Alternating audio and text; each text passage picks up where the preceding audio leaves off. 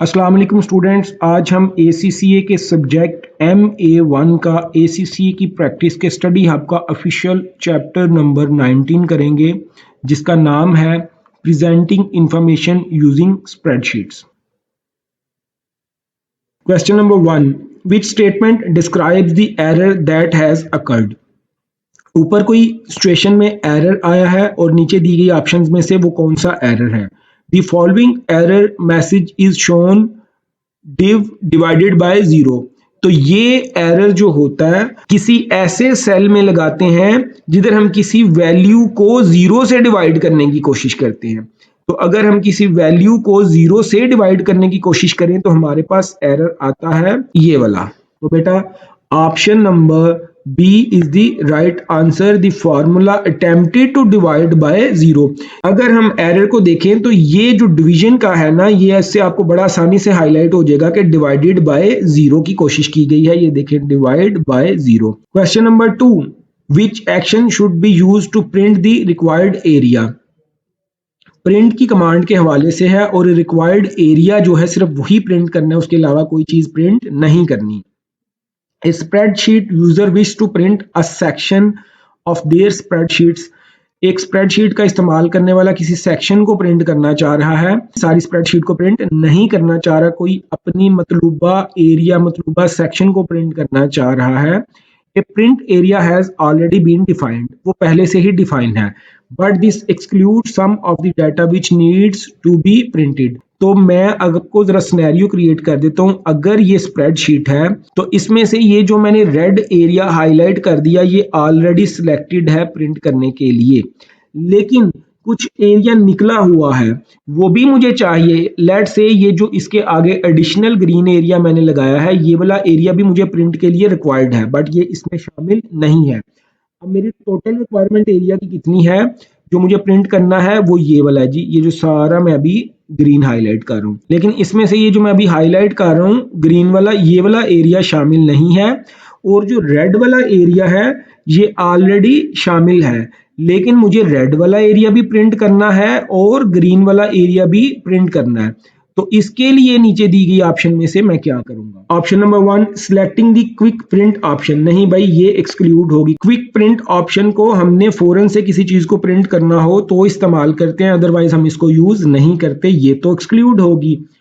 Option 2, selecting a range and specifying to print that range. हाँ जी, this is right कि हमें select करनी है सबसे पहले रेंज जो मुझे प्रिंट करना है, वो एरिया सिलेक्ट करना है, वो स्पेसिफाई करना है जो मुझे प्रिंट करना है। लेट से जी ये सबसे पहले मुझे ये जितनी भी रेंज है ये पहले सिलेक्ट करनी पड़ेगी। मैंने ब्लू में हाईलाइट कर दी है कि सबसे पहले तो मैं ये जितनी भी रेंज मेरी आ रही है इसको पहले सिलेक्ट करूंगा।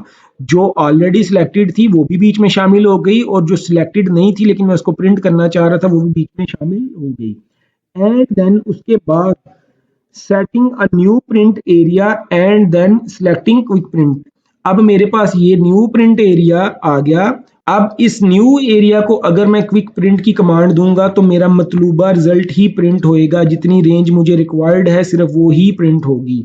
सो ऑप्शन नंबर 3 भी इसमें शामिल है। 2 and 3, option number B is the right answer. Question number 3. What spreadsheet feature would enable the titles to remain visible when user scroll down the worksheet?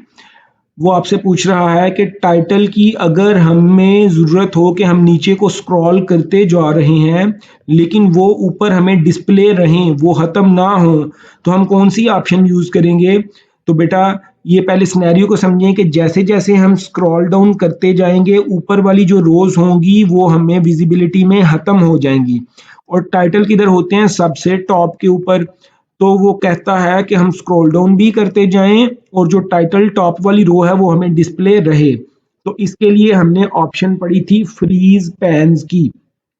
Freeze pan को हम इस्तेमाल करेंगे तो उससे हमारे टाइटल शो होते रहेंगे इवन हम स्क्रॉल डाउन करते जाएं।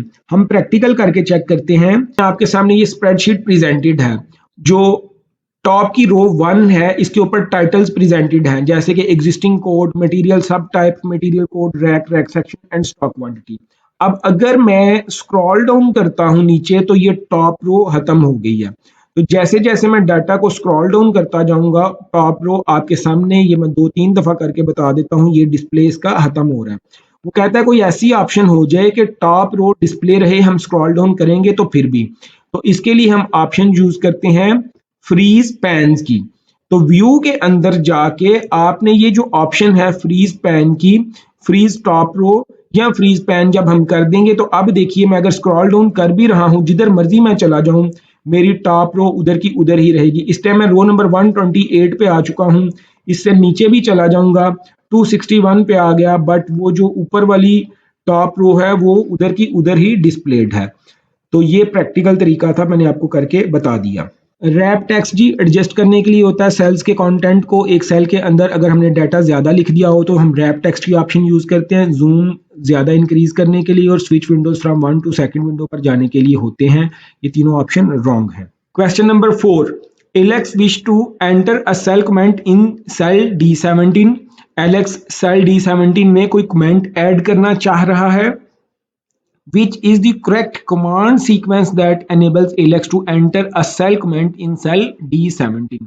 वो आपसे करेक्ट कमांड का सीक्वेंस पूछ रहा है कि हायरार्की वाइज, सीक्वेंस वाइज नीचे दी गई 4 ऑप्शन में सबसे पहला काम एलेक्स क्या करेगा, फिर दूसरा क्या होगा, फिर तीसरा, इस तरह वो सीक्वेंस पूछ रहा है। तो सबसे पहले तो जब भी एलेक्स को D17 में कमेंट ऐड करना है तो नंबर 1 के तौर पर उसको फंक्शन F5 की के थ्रू फाइंड वाली टैब ओपन करनी पड़ेगी। दूसरे नंबर पर उसको उसके अंदर सेल D17 लिखना पड़ेगा।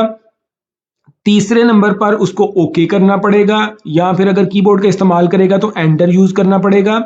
चौथे नंबर पर उसको राइट क्लिक करना पड़ेगा उस सेल पे पहुंच के, और 5वें नंबर के ऊपर उसको इंसर्ट कमेंट की ऑप्शन ऐड करनी पड़ेगी।